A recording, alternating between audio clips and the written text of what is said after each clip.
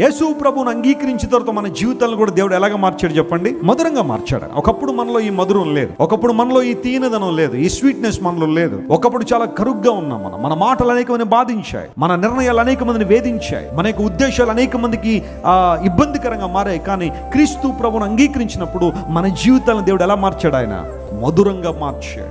నీళ్లు రుచి లేని నీళ్లను దేవుడు రుచి కలిగిన ఆ ద్రాక్ష రసంగా దేవుడు మార్చాడు. ఆధ్యాత్మిక అర్థం ఏంటంటే, ఒకప్పుడు ప్రభు దగ్గరికి రానంతకాలం మనందరం ఆర్డినరీ, మనందరం కూడా విలువలేని వారమే, మనందరం కూడా భయంకరమైన జీవితాలు కలిగిన వారమే, మారాలాంటి అనుభవాన్ని కలిగిన వారమే. మారా అనే మాటకు అర్థం ఏంటి? చేదు. మన మాటలు చేదు, మన చూపులు చేదు, మన ఆలోచనలు చేదు, మన అలవాట్లు చేదు, మన స్వభావం చేదు, మన బిహేవియర్ చేదు, మన నడక సమస్తం చేదైపోయిన పరిస్థితుల్లో ఉన్న మనలను యేసయ్య తన రక్తం పెట్టి కడిగి కొనుక్కుని ఎలా మార్చాడు? ఆయన మధురంగా మార్చాడు. మారా నీళ్లు మధురంగా మార్చబడినట్టుగానే మన జీవితాల ప్రభు చేతిలో పెట్టుకున్నప్పుడు మధురంగా మార్చాడు. ఇప్పుడు మన సంభాషణలో మధురము, మన ఆలోచనలో మధురము, మన స్థితిగతుల్లో మధురాన్ని దేవుడు మనకిచ్చాడు.